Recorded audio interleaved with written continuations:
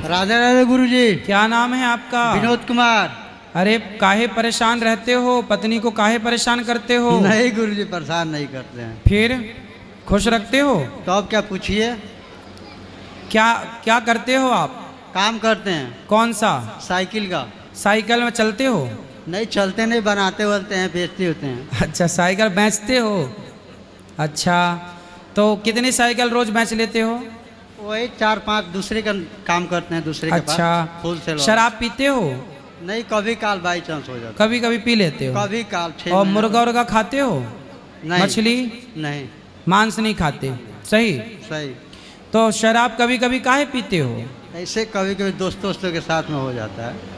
ये जो आपको शराब पिला रहे हैं वो आपके दोस्त हैं कि दुश्मन हैं? नहीं गुरुजी, वो तो दुश्मन है। तो काहे कह रहे हो दोस्त? मैंने अब धीरे धीरे छूट गया है, कभी काल बाई चांस, कभी ये नहीं कभी होता है। अब धीरे धीरे छूट गया है सब। अच्छा, एक मिनट पत्नी से बात कराओ, इनकी क्या शिकायत थी बताओ। जैसे देखिए गुरुजी क्या करते हैं रोज थोड़ा दिन माइक ठीक- पास में लो, जोर से बोलो। जैसे रोज दिन ठीक रहते हैं पर ना सबसे बड़ा बेइज्जती करते हैं शादी ब्याह में जब जाते हैं ना। हाँ। तो जहाँ कोई नहीं कुछ जानता वहाँ हंगामा करते हैं पी के, सब कोई जान जाता है। और तंबाकू तो रात भर खाते हैं रात में 2 बार भोजन करते हैं, 3 बार भोजन करते हैं रात को? रात को। और तंबाकू मुँह में लिए लिए सोते हैं। तंबाकू छोड़ने को मैं नाम ही नहीं रखा है ना कि सब कुछ छूट जाएगा पर तंबाकू नहीं तो छोड़ेंगे। रात को 3 बार खाते हैं, एक बार 10 हाँ। बजे, फिर 12 बजे, 2 बजे। हाँ, 2-3 बार कुछ ना हमेशा चीनी मीठा मुंह में डाले रहते हैं, हमेशा अच्छा। तंबाकू मुंह में लिए रहते हैं। बात कराओ।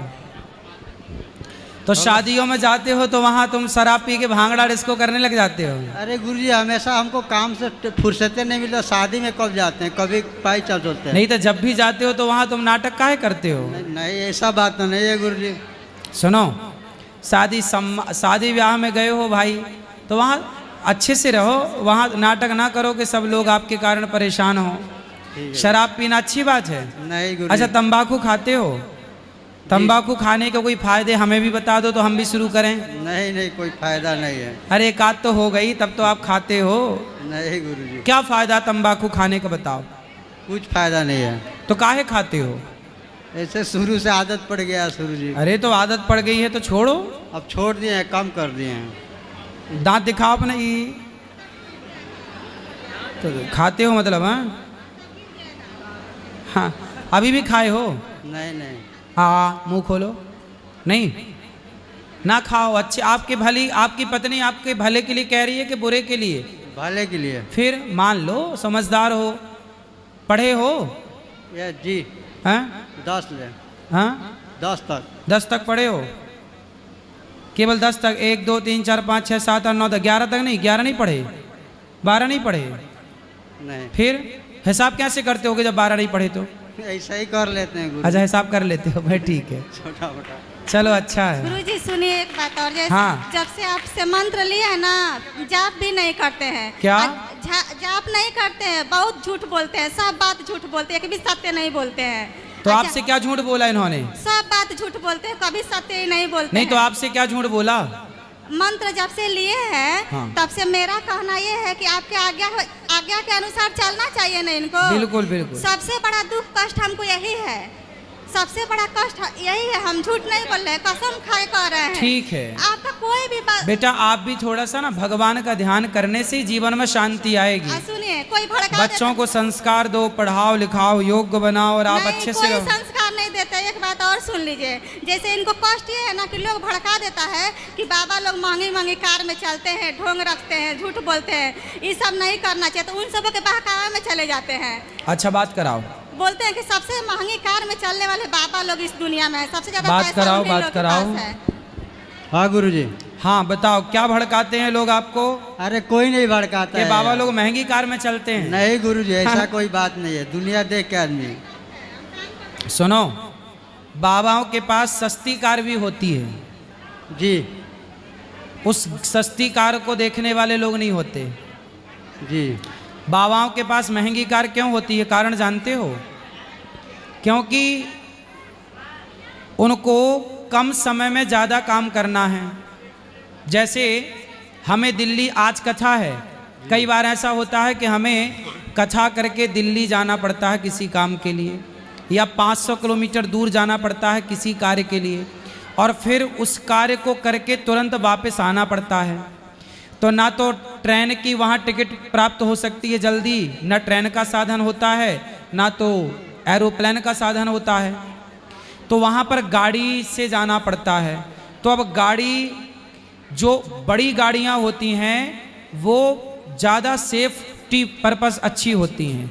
तो अब लंबे जाना है और जल्दी आना है, कम समय में ज़्यादा दूरी तय करनी है, उसके लिए ये गाड़ी रखनी मजबूरी होती है।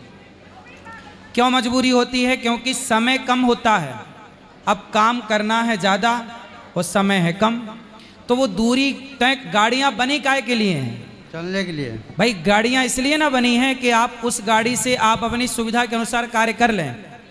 छोटी गाड़ी है, जब यहाँ जैसे हम अपनी बात भी करें, हमारे पास स्विफ्ट गाड़ी है। स्विफ्ट कितने की आती है? एक स्विफ्ट है, उससे हम यहाँ चलते हैं लोकल वृंदावन में। स्विफ्ट आती है, कितने की आती है? 8-9 लाख की है ना। वो गाड़ी है एक स्विफ्ट, उससे चलते हैं लोकल। लेकिन जहाँ 500 किलोमीटर दूर जाके वापस आना है, आज कथा करके गए और कल वापस आना है। अभी कुछ दिन पहले क्या हुआ, हमें पंजाब जाना था, आज कथा पूरी हुई और कल का बीच में गैप है, परसों से फिर यही कथा है, एक दिन खाली है बीच में। उस एक दिन में पंजाब जाना है, कार्यक्रम करना है और लौट करके वापस आना है। पंजाब के आगे हिमाचल है, जम्मू गए थे और वहाँ से आए, फिर राजस्थान गए, वहाँ से आए, कभी मध्य प्रदेश जाना पड़ता है। तो इसलिए कुछ गाड़ियाँ ऐसी रखनी पड़ती हैं जो कम टाइम पे तेज़ी से आपको पहुँचा दें। आपको भी रखनी चाहिए। हमारे भारत में दिक्कत क्या है, लोगों को दिक्कत इसलिए नहीं है कि लोग चाहते हैं भारत गरीब ही रहे। यदि कोई गरीबी से उबर जाए, साहब कल को आप गाड़ी ले लो बड़ी, तो आपके पड़ोसी जल के मर जाएंगे कि देखो बड़ी गाड़ी में घूम रहा है। यहाँ खुशी मनाने वाले लोग नहीं हैं कि भाई चलो कोई तो तरक्की किया।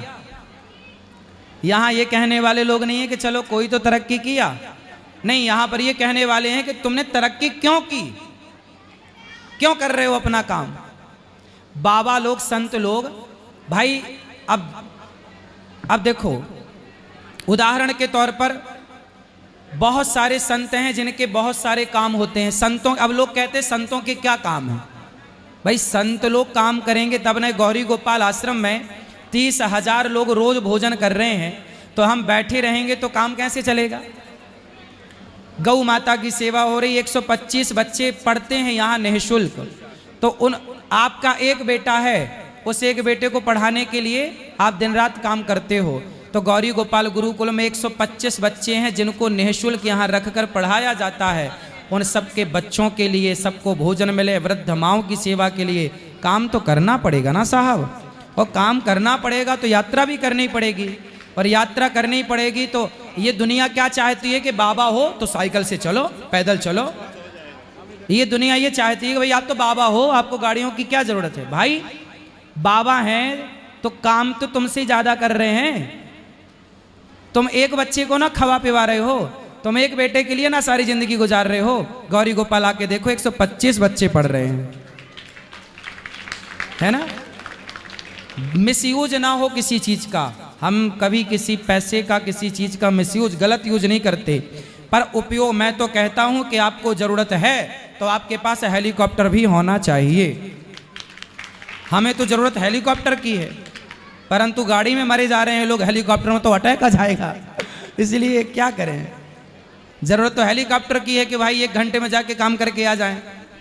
अब हमें जाना पड़ता भी। अभी हमारे पास आज बम्बई से फ़ोन आया, वहाँ एक टीवी पे प्रोग्राम आता है, उन्होंने कहा महाराज जी आप 1 घंटे के लिए आइए। अब बम्बई जाना है 1 घंटे के लिए। अब बताओ, काम है 1 घंटे का, लेकिन जाने का टाइम लगेगा 12 घंटा, जाना प्लस आना 12 घंटा। इससे बढ़िया क्या होना चाहिए, हेलीकॉप्टर होता, 1 घंटे में पहुंच जाते, 1 घंटा कार्यक्रम करते, 1 घंटे में आ जाते, 5 घंटे में काम हो जाता। तो भाई आज सुविधाएं हैं तो उसका यूज करना चाहिए कि नहीं, हाँ या ना। तो अब बताओ, लोग कहते हैं गाड़ी में चल रहे हैं बाबा, वही बाबाओं के काम भी तो हैं, तुम्हारी तरफ फ्री बैठे हैं और कर रहे हैं काम, तो गाड़ियाँ आएंगी तुम्हारी तरह निठल्ले बैठे बैठे खाएंगे तो कैसे कुछ आएगा? काम करोगे तो सुखी रहोगे। और सुनो, साधु संत काम करेंगे तो ज्यादा अच्छा होगा। आज गृहस्थों से ज्यादा काम साधु लोग कर रहे हैं। जो संतों को बदनाम करते हैं ना, अरे बाबा लोग तो बाबा ने निठल्ले बैठे, वो एक ही बाबा ने पूरी गुंडागर्दी उत्तर प्रदेश की खत्म कर दी। एक बाबा ने, योगी आदित्यनाथ जी ने। बाबाओं के भरोसे छोड़ दो, देश में राम राज्य आ जाएगा। बाबा लोगों को हल्के में ले रहे हो आप लोग। बाबा जितना काम करते हैं ना गृहस्थ, आप लोग काम नहीं कर पाते इतना। आप तो लुगाई लड़का पालने में लगे होते हैं। पूरी जिंदगी आपकी पत्नी परिवार 4 लोगों को पालने में जिंदगी गुजरती है, उसी में तुम्हारे चांद के बाल उड़ जाते हैं। लेकिन संत लोग 1-1 हजार गैया हैं संतों के पास। आज गाय यदि सुरक्षित है पूरे भारतवर्ष में तो देख लो, आज गृहस्थों के पास 2-4 गाय है, पर संतों के पास जाके देखो 1-1 लाख गौ माता हैं। ऐसे ऐसे संत हैं जो 1-1 लाख गौ माता को सुरक्षित रखे हैं। कल को जब गाय की केवल फोटो रह जाएगी तब ये संत ही गौ माता का संरक्षण कर रहे हैं, और गाय बची है तो संतों के बल पर बड़ी बची है। वरना गृहस्थ लोग तो घर से निकाल दिए, घर में कुत्ता पाल रहे हैं गृहस्थ लोग। कहाँ गैया रखने वाले बच्चे हैं? कम। गांव में कुछ लोग हैं जो आज भी गौ माता की सेवा कर रहे हैं। वरना तुम तो केवल मुंह चलाओ, संतों को जंगल में रहना चाहिए, संतों को कोई काम नहीं कर। नालायक, काम क्यों नहीं करें? काम नहीं करेंगे तो कैसे काम चलेगा? तुम्हारी तरह निठल्ले बैठे रहें। संत लोग जितना काम करते हैं ना, सच बोल रहा हूं, गृहस्थ लोग नहीं काम करते। तुम्हारे भरोसे संस्कृति छोड़ दो तो तुम्हारे भरोसे तो गीता जला दी जाती है, रामचरितमानस जला दी जाती है।